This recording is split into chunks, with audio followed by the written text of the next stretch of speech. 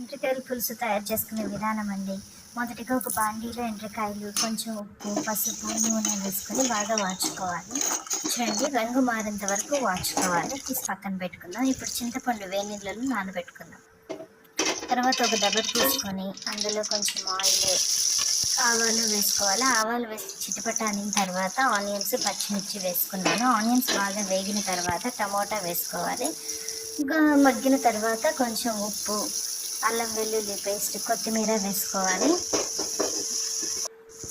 తర్వాత చిటికెడు పసుపు, మీకు రుచికి తగ్గ కారం వేసుకోండి.